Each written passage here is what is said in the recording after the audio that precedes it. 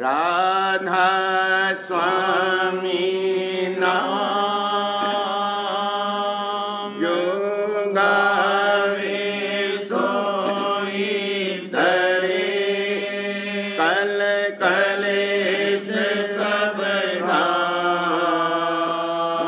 नाश सुख पावे सब दुख हरे ऐसा नाम अपार कोई भेद न जाने जो जाने सो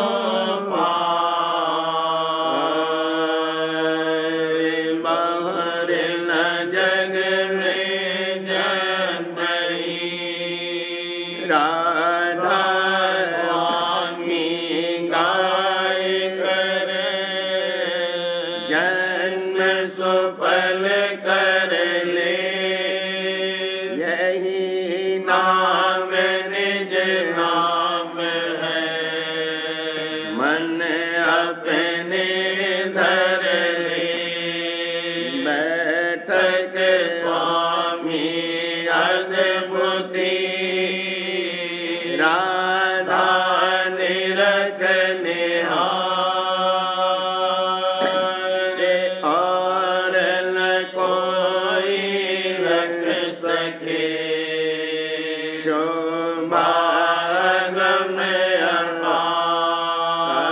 अपार गुप्त रूप जहाँ धारिया राधा स्वामी नाम बिना में हर नहीं पावई जहाँ कोई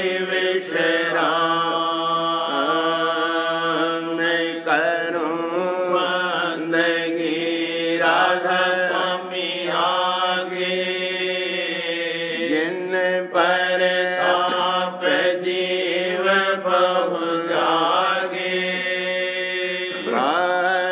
बारंबार करूं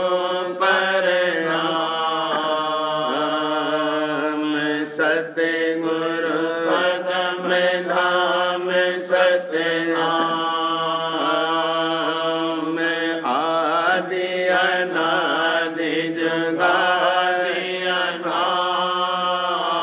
अनाम संत करो छोड़ निज धाम आए जल नावल आई हमसे जीवन लिया चढ़ाई शब्द दहाया सुरत बताई करम धर्म से लिया बचाई कोटि कोटि करूं वंदना हरम खरम लो राधा स्वामी मिल गए खोला भक्ति का रोत भक्ति सुनाई सबसे प्यारी वेद कर बनता है विचारी सतपुरुष चौथे पदवासा संतन वहाँ सदा मिलासा सुंदर दर्शाया गुरु तोरे बीन बजे जहाँ अचरज तोरे आगे अलख पुरुष दरबारा देखा जाए तुरत से सारा तिस रंग में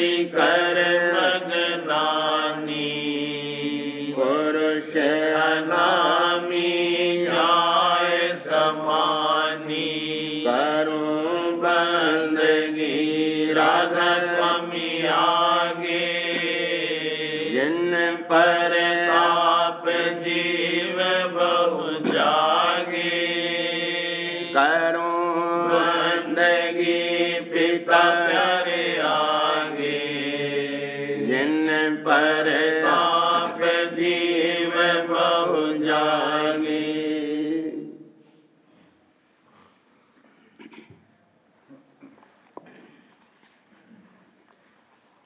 मन मारो तन को जारो, मन मारो तन को जारो, इंद्रिय रस भोग बिसारो, इंद्रिय रस भोग बिसारो, मन मारो तन को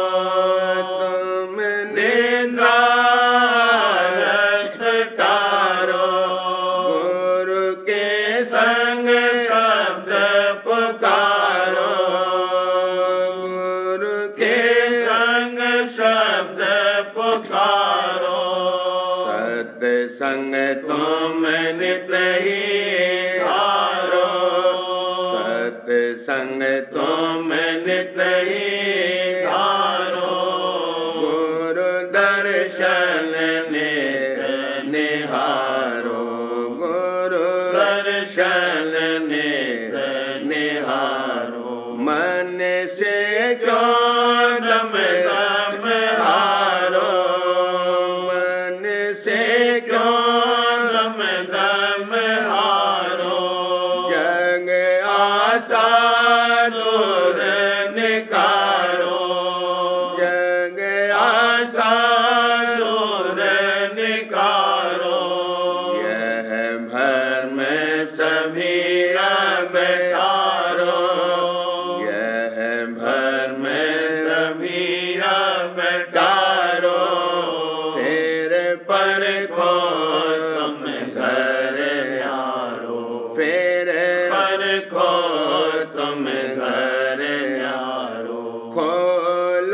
चढ़ गगन के वाड़ो, खोलो चढ़ गगन के वाड़ो, दस बैठो 10वें द्वारो, दस बैठो 10वें द्वारो, फिर महासुन होए पारो, फिर महासुन होए पारो, तहाँ देखो भंवर उजारो, तहाँ देखो भंवर उजारो, सतनाम मिला अति प्यारो, सतनाम मिला अति प्यारो, जा अलख अगम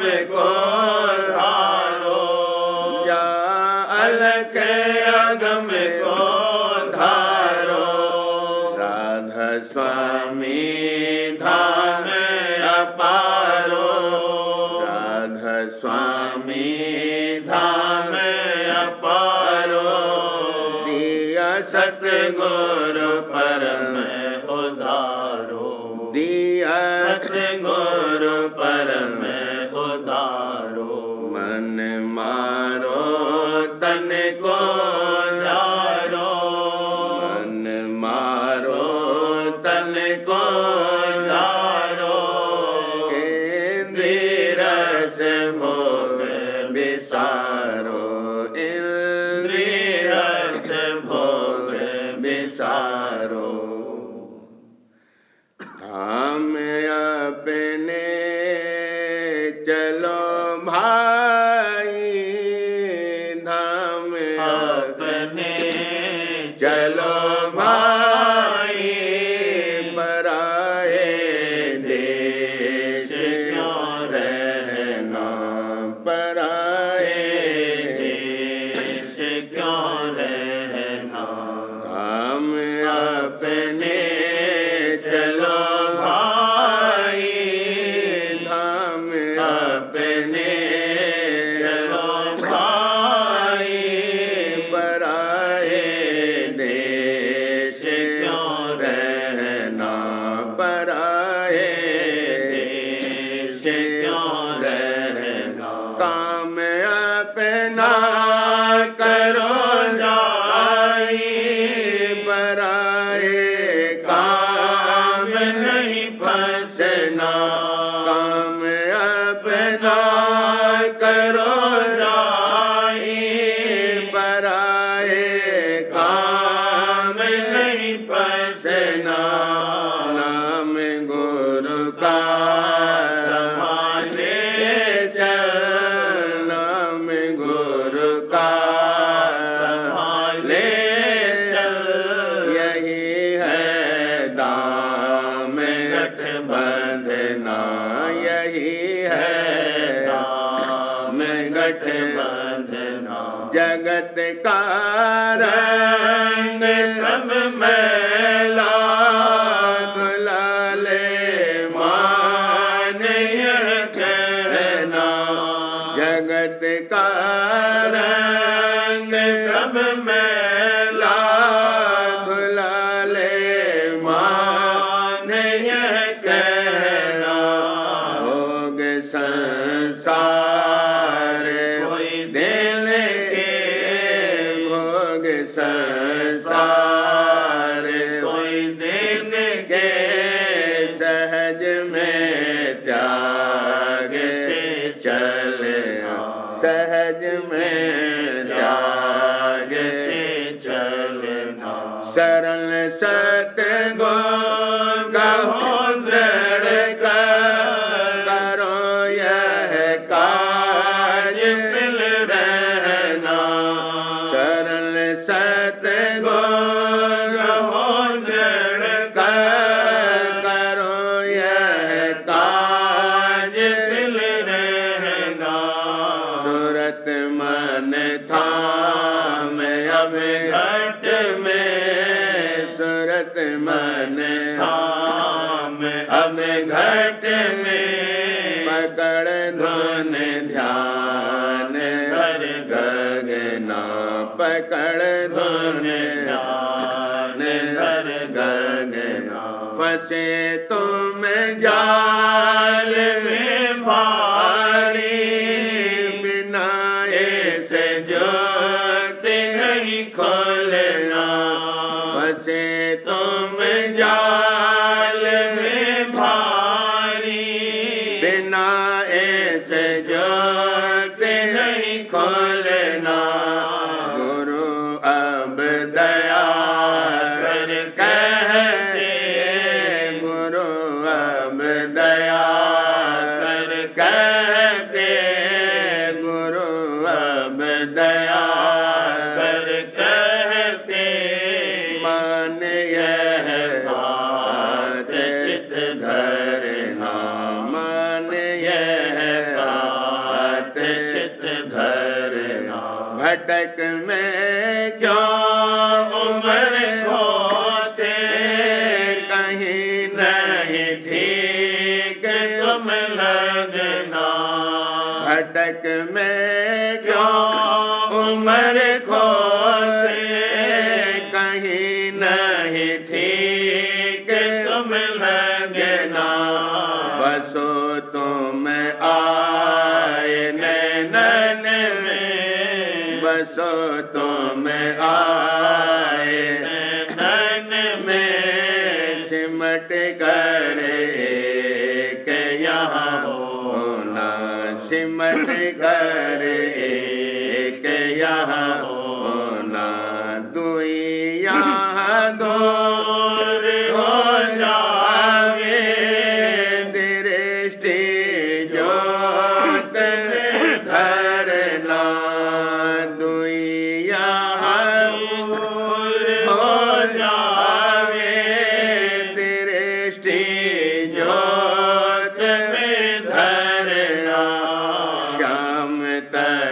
से को गहना श्याम तज से को गहना सूरत को तान धुन सुनना सूरत को तान धुन सुनना बंक के द्वार धस बैठो तेरे कुटी जाए कर लेना बंक के द्वार धस बैठो तेरे कुटी जाए कर लेना सुन चढ़ जा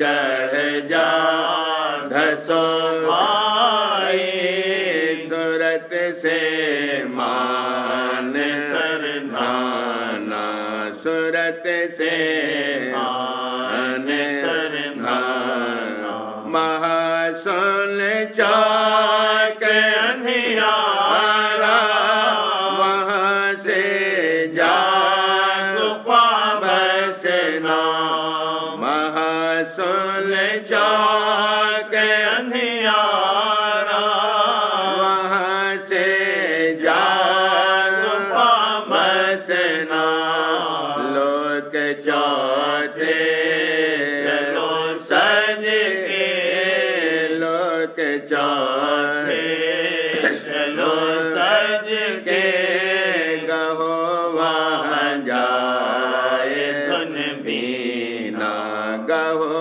वहाँ जाए सुन बीना अलख यार अगम के पारा अजम एक मैल दिखलाना अलख यार अगम के पारा अजम एक मैल दिखलाना वहीं राधा स्वामी मिलना वहीं राधा स्वामी मिलना हुआ मन आज अति मगना हुआ मन आज अति मगना धाम अपने चलो भाई धाम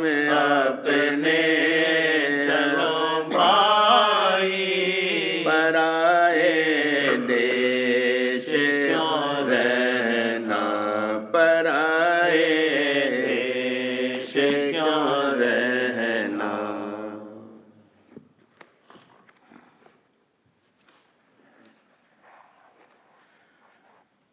सूरत निज घर बेसरानी हो सूरत निज घर बेसरानी हो जगत में पाए कुशन जगत में पाए कुशन सूरत निज घर बेसरानी हो रहे मन इंद्रिय संग भर माय रहे मन इंद्रिय संग भर माय उठावत नित नित नई तरह उठावत नित नित नई तरह गुरु बिन कौन समारे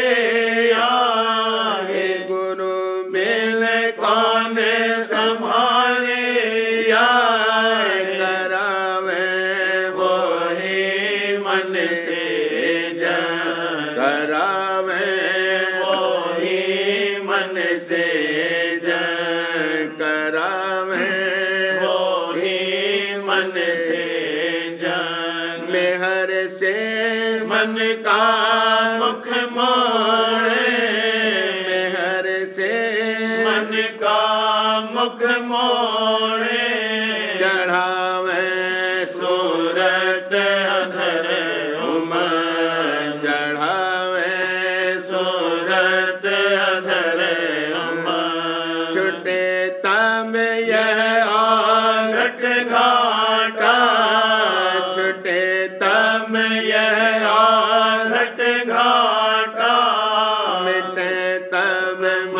की सब ही उचन मिटे तब मन की सब ही उचन मैं हर प्यारे राधा स्वामी की पावे मैं हर प्यारे राधा स्वामी की पावे मैं हर प्यारे राधा स्वामी की पावे प्रेम का धारे अचरज प्रेम का धारे अचरज प्रेम का धारे अचरज सूरत निज घर सरानी हो जगत में पाए कुशन जगत में पाए कुशन सूरत निज घर बेसरानी हो और सखी चलो गुरु के पासा और सखी चलो गुरु के पासा भक्ति दान आज लीजिए भला भक्ति दान आज लीजिए देखो भक्ति दान आज लीजिए और सखी चलो गुरु के पासा जीव बारन सतगुरु आए जीव बारन सतगुरु आए सत्संग उनका कीजिए भला सत्संग उनका कीजिए देखो सत्संग उनका कीजिए और सखी चलो गुरु के पासा भक्ति दान आज लीजिए भला भक्ति दान आज लीजिए और सखी चलो गुरु के पासा प्रीत प्रतीत धार चरणन में प्रीत प्रतीत धार चरणन में तन मन भेट धरी जिए भला तन मन भेट धरी जिए और सखी चलो गुरु के पासा भक्ति दान आज लीजिए भला भक्ति दान आज लीजिए और सखी चलो गुरु के पासा दृष्टि जोड़े उन दर्शन करना दृष्टि जोड़े उन दर्शन करना चित दे वचन सुनीजिए भला चित दे वचन सुनीजिए देखो चित दे वचन सुनीजिए और सखी चलो गुरु के पासा वचन कहो चाहे अमृत धारा वचन कहो चाहे अमृत धारा वचन कहो चाहे अमृत धारा उमंग उमंग घट पीजिए भला उमंग उमंग घट पीजिए देखो उमंग उमंग घट पीजिए और सखी चलो गुरु के पासा भक्ति दान आज लीजिए भला भक्ति दान आज लीजिए और सखी चलो गुरु के पासा सुन सुन बचन खिलत घाट मनुआ सुन सुन बचन खिलत घाट मनुआ उमंग भरी जिए भला हियरे उमंग भरी जिए देखो हियरे उमंग भरी जिए औरी सखी चलो गुरु के पासा भक्ति दान आज लीजिए भला भक्ति दान आज लीजिए औरी सखी चलो गुरु के पासा गुण देख जग का परमारथ गुण देख जग का परमारथ कर्म धर्म तज दीजिए भला कर्म धर्म तज दीजिए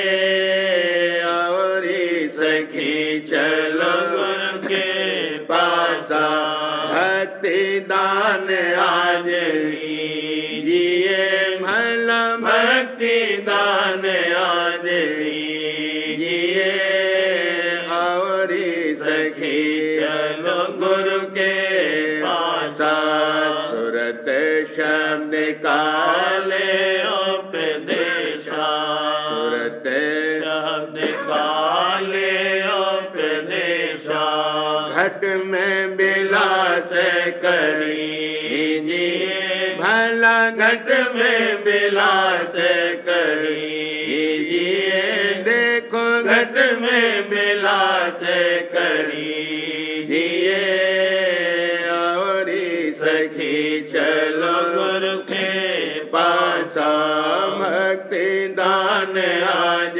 लीजिए भला भक्ति दान आज लीजिए औरी सखी चलो गुरु के पासा अधर चढ़त सुत हुई मंगनानी अधर चढ़त सुत हुई मंगनानी मनुआ धुन संग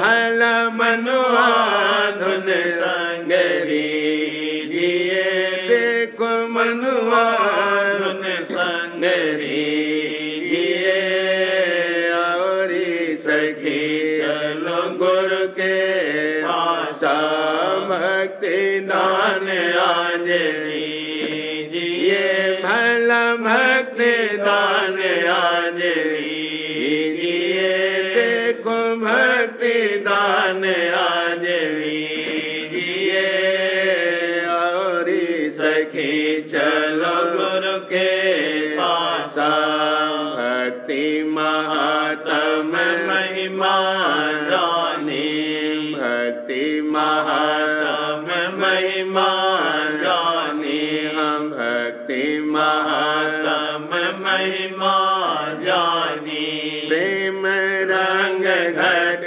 भीजिए भला प्रेम रंग घट भीजिए देखो प्रेम रंग घट भीजिए औरी सखी चलो गुरु के पासा भक्ति महात्म महिमा जानी भक्ति महात्म महिमा जानी प्रेम रंग घट भीजिए भला प्रेम रंग घट भीजिए देखो प्रेम रंग घट भीजिए औरी सखी चलो गुरु के पासा भक्ति दान आज लीजिए भला भक्ति दान आज लीजिए औरी सखी चलो गुरु के पासा समरत सतगुरु राधा स्वामी पाए समरत सतगुरु राधा स्वामी पाए समरत सतगुरु राधा स्वामी पाए शीस चरण में दीजिए चरण में दीजिए, उन शीस चरण में दीजिए, और सके चलो गुरु के पास। समरथ सतगुरु राधा स्वामी पाए, समरथ सतगुरु राधा स्वामी पाए, शीस चरण में दीजिए, भला शीस चरण में दीजिए, देखो शीस चरण में दीजिए, और सखी चलो गुरु के पास। भक्ति दान आज दीजिए, भला भक्ति दान आज दीजिए, और सखी चलो गुरु के पास।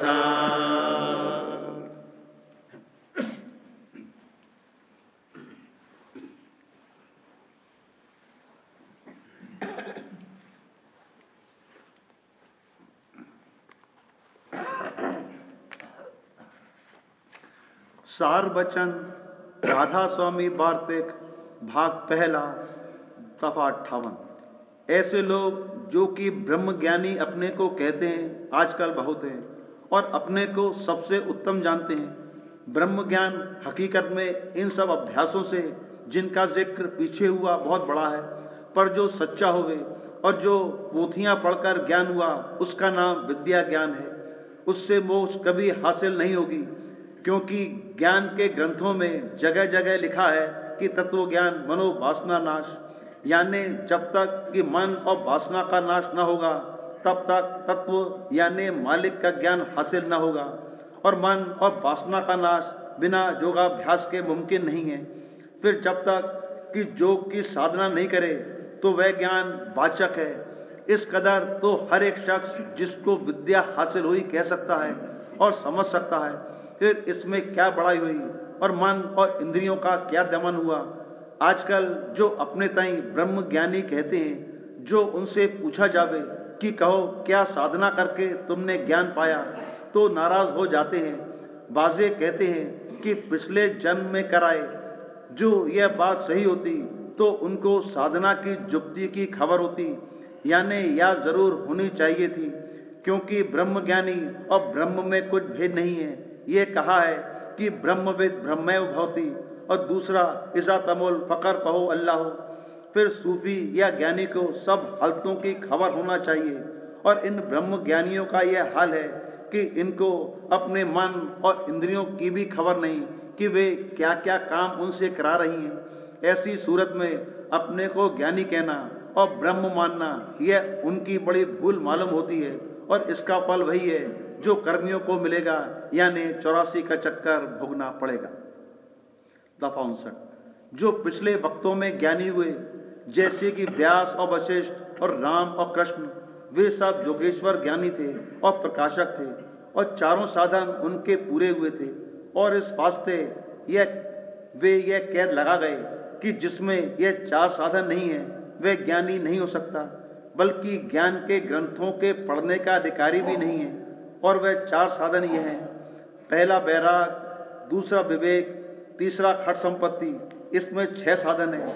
पहला सम, दूसरा दम, तीसरा उपरति, चौथा प्रतीक्षा, पांचवा श्रद्धा, छठा समाधानता और चौथा मोक्षता। आजकल के ज्ञानियों में इनमें से एक साधन भी नजर नहीं आता। उन्होंने घर त्यागने को बैराग समझा, और पोथी पढ़ने और विचारने को विवेक, और खट संपत्ति को भी ऐसे ही अपने में घटा लिया कि देर अबेर भूख प्यास की बर्दाश्त है, सर्दी गर्मी की भी थोड़ी बहुत बर्दाश्त कर लेते हैं। कभी इंद्री और मन भी वक्त पढ़ने और विचारने पोथियों के रुक जाते हैं, और ज्ञानियों से मिलना और ज्ञान के ग्रंथों के पढ़ने और पढ़ाने के शौक को मुमुक्षुता समझ लिया। जब यह समझ है तो अब उनसे क्या कहा जावे। इस मूर्खता पर अफसोस आता है कि मेला और तमाशा और सैर देशांतर की और नामवरी के वास्ते भंडारे करने और झंडा खड़ा करके गोल बांधने वगैरह की, तो इनके चित्त में ऐसी लाग है कि रेल के खर्च के और भंडारे के खर्च के लिए अदना अदना गृहस्थियों के रूबरू दीन होकर और राजों और साहूकारों से रुपया लेकर जोड़ते हैं और फिर अपने तई बैरागवान कहते हैं। इससे जाहिर है कि उनको बैराग के स्वरूप और अवधि की जरा भी खबर नहीं है और पोथियां पढ़ने और पढ़ाने का शौक नित्य बढ़ता जाता है। तो आश्चर्य आता है कि यह कैसा ब्रह्मानंद इनको प्राप्त हुआ कि जिससे जरा भी मन इनका नहीं बदला। और जो पूछो तो कहते हैं कि यह काम हम उपकार के वास्ते करते हैं।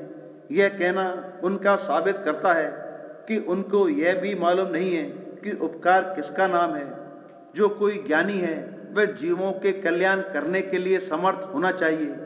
जीवों को बंध से छुड़ाकर मोक्ष पद में पहुंचाना इसका नाम उपकार है।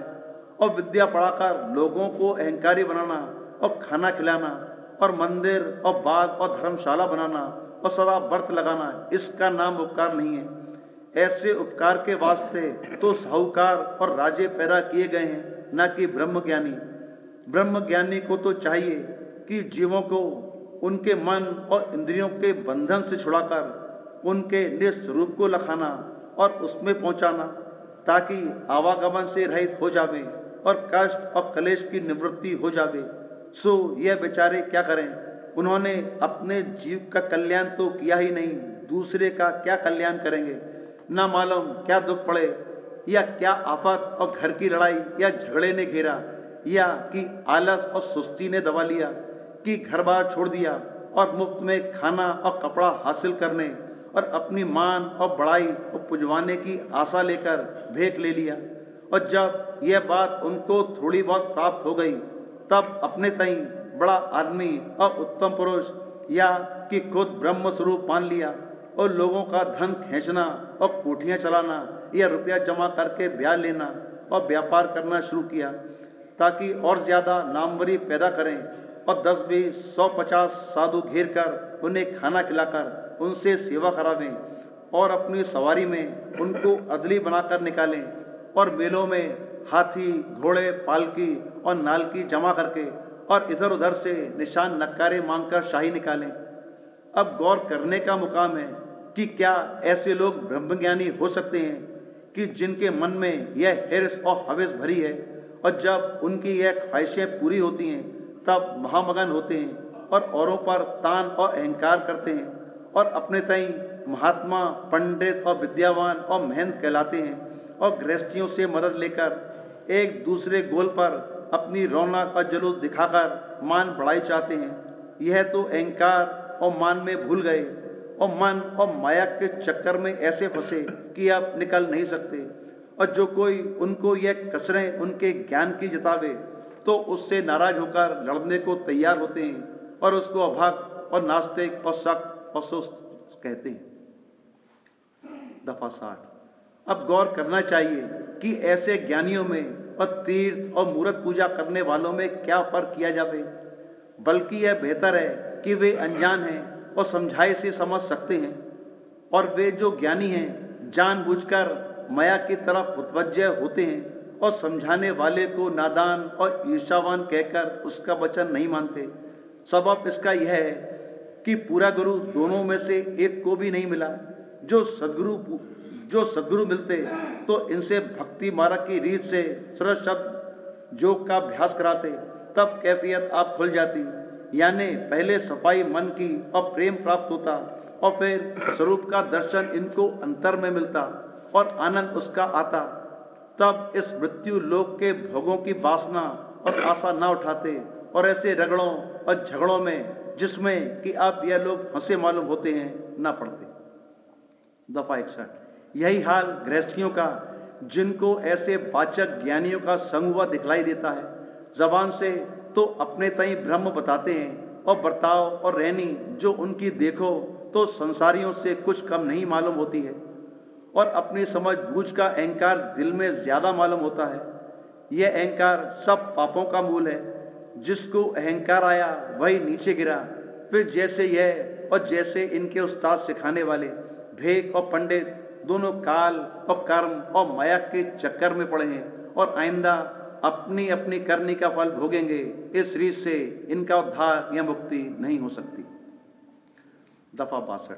आजकल विद्या का विस्तार बहुत है और बसब हासिल होने इल्म और अकल के बाहरमुखी पूजा हर एक को ओछी और फजूल नजर आती है, और इसमें कुछ शक भी नहीं कि वे सब नकल हैं और उनसे कुछ भी फायदा हासिल नहीं होता, मगर इनको उस उपासना और अभ्यास की जिसमें तन और मन पर दबाव और जोर पड़ता है तलाश बहुत कम है, और ना उसकी मेहनत और दिक्कत किसी को गवारा होती है। इस वास्ते कुल मतों के विद्यावान ज्ञान मत को पसंद करके उस पर एतकाद लाते हैं और पाचक ज्ञानी या सूफी या ब्रह्मज्ञानी बनते चले जाते हैं, पर अपनी हरत को जरा भी नहीं परखते और न दूसरों से परखाते हैं, और विद्या बुद्धि की दलीलों से लोगों को कायल माकूल करने को तैयार रहते हैं। गौर का मुकाम है कि जब तक काम और क्रोध और लोभ और मोह और अहंकार मौजूद हैं, तब तक पूर्ण ब्रह्म पद कैसे प्राप्त हो सकता है। अगर दो चार ग्रंथ पढ़कर समझ लेने का नाम ब्रह्म ज्ञान है, तो ऐसे ब्रह्मज्ञानी बनने में क्या मेहनत पड़ती है। हर एक शख्स जिसको किसी कदर विद्या और बुद्धि हासिल है, वही ज्ञान के ग्रंथ पढ़ सकता है, पर सफाई अंतर की मन और इंद्री को रोककर और बात है, यह बिना योगाभ्यास के हासिल होना नामुमकिन है।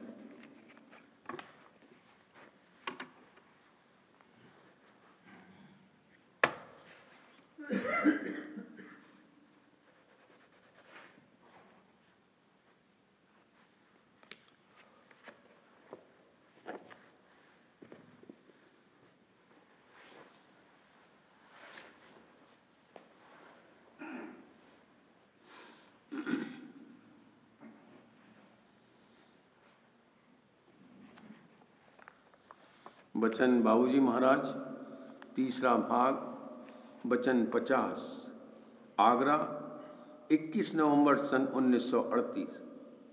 सत्संगियों की ईद उस दिन होगी जब ब्रह्मांड की चोटी पर पहुंचकर सुन के पूर्णमासी के चंद्र के दर्शन होंगे।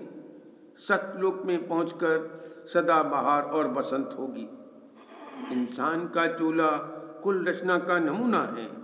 नीचे से नीचे जो रचना का पैदा है और जहाँ चैतन्य अत्यंत न्यून है, सिर्फ आकार देने लायक है, वहां से लेकर राधा स्वामी धाम तक कुल रचना छोटे पैमाने पर इंसान के चोले में मौजूद है। इंसान के चोले में आकर सब नक्श या सुराग यानी चक्र, कमल और पद्म इस तौर से बन गए हैं कि उनसे माफकत रखने वाले लोग, देश और मंडलों का जौहर और मसाला वहां पर मौजूद है। अगर किसी चक्र या कमल या पद्म को जगाया और खोला जावे, तो उससे ताल्लुक रखने वाली रचना से धार वहां की नली में होकर आ सकती है और उस रचना से सिलसिला कायम हो सकता है। जगाने और खोलने से मतलब यह है कि वहां बाहोश जा सके, यानी वहां पहुंचकर पूरा होश रख सके। यह कैफियत कि सब चक्र, कमल और पद्म का मौजूद होना और इस तरह से बन जाना कि अभ्यास करके वे खोले जा सके, सिर्फ इंसानी चोले में है और कहीं यह बात नहीं है। बाकी सब जगह कार्रवाई करने वाले 3 चक्र, 3 कमल या 3 पद्म तो अलग अलग बने हुए हैं, वह उनकी कार्रवाई होती है। बाकी के चक्र, कमल और पद्म महज एक नुक्ते में धरे रहते हैं, जो कि जगाए और खोले नहीं जा सकते। हर जगह 3-3 चक्रों में कार्रवाई होती है। पैदा होना, पालन पोषण करना और पैदा होने व पालन पोषण के बाद जो नाकिस और फासिद मसाला इकट्ठा हो, उसको खारिज करना, यह 3 चक्रों की या 3 गुणों की कार्रवाई एक जर्रे और परमाणु तक में पाई जाती है। गुदा चक्र के नीचे रचना का वह हिस्सा है जो नर्क कहलाता है। वहां घोर अंधकार है। प्रकाश वहां भी है, क्योंकि बिना प्रकाश यानी चैतन्य के तो कोई आकार नहीं बन सकता, मगर अत्यंत ही न्यून यानी कम है। नीचे के 3 चक्रों गुदा, इंद्री और नाभि में अंधकार बहुत है और पशुवत कार्रवाई होती है। भैरव इंद्री चक्र का एक देवता है। काशी में काल भैरव के मंदिर में जहाँ की भैरव मूर्ति रखी है, निहायत अंधेरा रहता है।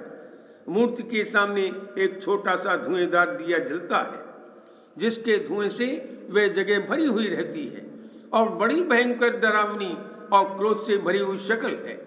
कहने का मतलब यह कि जिस कदर इन नीचे के 3 चक्रों में अंधकार है और इनके देवता जिस कदर क्रूर और भयंकर हैं, उनकी नकल जहां तक बाहर में उतारी जा सकती थी, इन लोगों ने उतारी। गो अब यह लोग पुरानी चाल और रीत के अनुसार वैसा कर रहे हैं, इनको कुछ मालूम नहीं है। मगर भैरव के मंदिर में जो अंधेरा है वह इसी से ताल्लुक रखता है। काल भैरव, भूत भैरव, आज बहुत भैरव, भैरवी और जोगनिया वगैरह हैं। जिन लोगों की रुजुआत इन नीचे के 3 चक्रों में ज्यादा है, वे लोग कमोवेश पशु हैं। गो शक्ल इंसान की है, वे अभी मनुष्य श्रेणी में नहीं शुमार किए जा सकते। हृदय चक्र पर आकर इंसान बनता है। पिंड के 6 चक्रों में अंधेरा है, नीचे के 3 में ज्यादा और ऊपर के 3 यानी हृदय, कंठ और खटम चक्र में कम। पिंड के नाके खटम चक्र पर प्रथम चांद के दर्शन होते हैं, मगर वे मानन दूज के चांद के ही हैं। इससे ऊपर प्रकाश है और जिस कदर ऊपर चलो वह बढ़ता जाता है। खटम चक्र के ऊपर से सूरज की धार बनती है। खटम चक्र के नीचे सूरज की धार नहीं है, सिर्फ उसका भास है। इसलिए पिंड के नाके तक के अभ्यासों में समेटना और खींचना है, इससे ऊपर चलना और चढ़ना है। नीचे के 3 चक्रों में से निकलकर आवे तब मनुष्य यानी नर बने, और तब इस बात का अधिकार प्राप्त हो कि वह अभ्यास कर सके कि जिससे हृदय और कंठ चक्र में से सिमटकर खटम चक्र पर पहुंचकर जोगी गति को प्राप्त हो। प्राणायाम और अष्टांग योग आदि अभ्यासों में नेति, धोती आदि क्रियाएं नीचे के 3 चक्रों की सफाई के लिए की जाती थी। नीचे के 3 चक्रों में से निकलकर हृदय चक्र पर आकर खटम चक्र पर पहुंचने तक के अरसे में तन और मन को दमन करना पड़ेगा। यानी खटम चक्र के चांद के दर्शन करने के लिए तन और मन पर शक्ति करनी पड़ेगी। महीने भर तक रोजे रखने का मतलब और संबंध इसी से है। दिन भर कुछ न खाए, शाम को थोड़ा सा आहार करे, रात को वजीफा पढ़े और इबादत व मुनाजात करे, ऐसा शरीयत में लिखा है।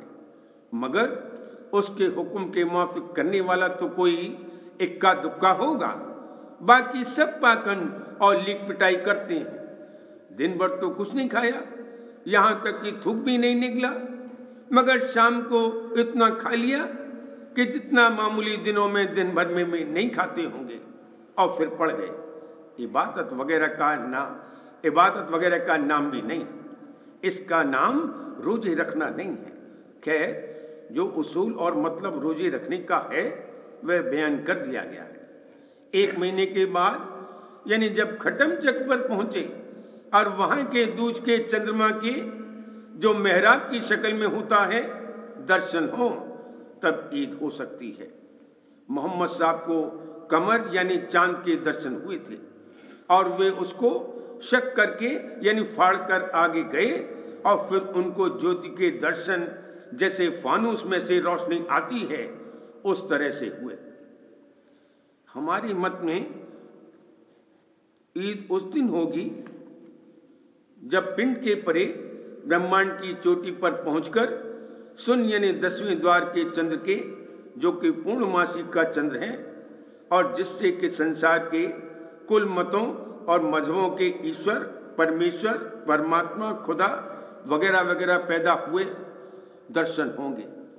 उस चंद्र के दर्शन के लिए हृदय में विरह पैदा करनी चाहिए और अपने ऊपर उदासीन अवस्था गुजारनी चाहिए। यानी जब तक 10वें द्वार के चंद्रमा के दर्शन न हो, कोई खुशी और ईद मनाई नहीं जा सकती। बकौल मनम बईद जे यारम मरा बईद जे कार, मुझे 30 त्योहार से क्या काम, मुझे तो स्यापा ही स्यापा है क्योंकि मैं अपने यार से दूर हूं। यानी मैं अपने मालिक से दूर हूं। मुझे ईद और खुशी से क्या मतलब? सिर्फ उतना ही आहार खाना चाहिए जितने की जीवन पालन करने के लिए जरूरत है। यानी जिंदगी कायम रखने भर के लिए थोड़ा सा आहार करें और यहाँ के भोग विलास आदमी जहां तक हो सके कम से कम बरते। हमेशा उदासीनता बनी रहनी चाहिए और मालिक की भक्ति और उपासना करनी चाहिए। इस तरह संयम और जतन आदि रखते हुए अभ्यास करके सूरज सबसे न्यारी होकर यानी छड़ी होकर शून्य में पहुंचेगी। तब बड़ी प्रकाशमान चंद्रमा के दर्शन मिलेंगे और तब सच्ची ईद और खुशी का दिन आवेगा। फिर तो हमेशा खुशी है और सतलोक में पहुंचकर सदा बहार और बसंत होगी। बारे बारे करूं बीनती राधा स्वामी आगे, दया करो दासा मेरे चित करनन लागे। जन्म जन्म रही भूल में नहीं पाया मेरा, काल कर्म के जाल में रही भोगत वेदा। जगत जीव हर मत फिरे नित चारों आगी, ज्ञानी जोगी पिल रहे सब मन की कहानी। भाग जगा मेरा आदि का मिल सतगुरु आई। राधा स्वामी धाम का मोह वेद जनाई। ऊंचे से ऊंचा देश है वह अधर ठिकानी। बिना संत पावे नहीं सुरत शब्द निशानी। राधा स्वामी नाम की मोह महिमा सुनाई। मेरे अनुराग जगाए घर पहुँचो भाई। साध संग सार रस मन पिया प्रेम लगा गुरु चरण में मन शांत न आई। तड़प उठे कल रहूं कस पिया घर आई। दर्शन रस नित नित लहूं गए मन फिरताई। सुरत चढ़े आकाश में कर मिलाता। धाम धाम निर्गत चले पावे निज घर वासा। यह आशा मेरे मन बसे रहे चेत उदासा। विनय सुनो कृपा करो दीजे चरण निवासा। तुम बिन कोई समरथ नहीं जाते मांगो गाना। प्रेम धार बरहा करो खोलो अमृत खाना। दीन दयाल दया करो मेरे समरथ स्वामी। शुक्र करो गावत रहूं नित राधा स्वामी। दीन दयाल दया करो मेरे समरथ स्वामी। शुक्र करो गावत रहूं नित राधा स्वामी। शुक्र करो गावत रहूं नित राधा स्वामी। बारे बारे करूं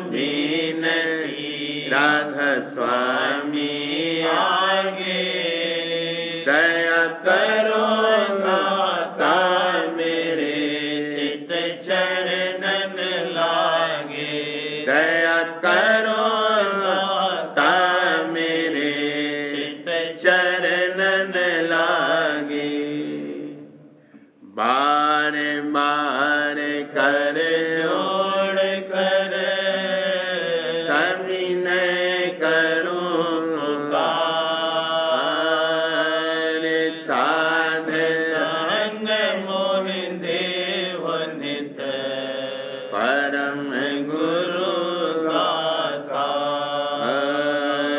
कृपा समरथ पुरुष आदि अनादि अपार राधा स्वामी परम पितो मैं तुम सदा आधार बार बार बल जाऊं तन मन वारूं शरण पर क्या मुखले में मैं हर करी यश कृपा कर धन्य धन्य गुरुदेव दया सिंधु पूर्ण धनी नित्य करूं तुम सेव अचल भक्ति मोहि प्रभु दीन अधीन अनाथ हाथ गा तुम आने कर हम राखो नित साथ दीन दयाल कृपा निधि काम क्रोध मद लोभ सम विद्या गुण हार प्रभु राखो मेरी लाज तुम द्वारे अब पड़ा राधा स्वामी गुरु समरथ तुम बिन और न दूसरा हमें करो दया पर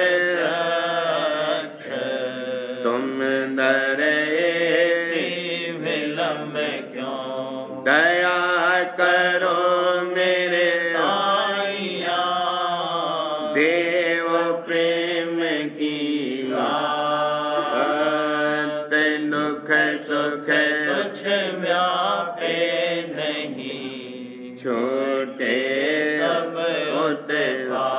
उत्पात दया करो मेरे साईया देव प्रेम की बात दुख सुख कुछ व्यापे नहीं छोटे सब उत्पात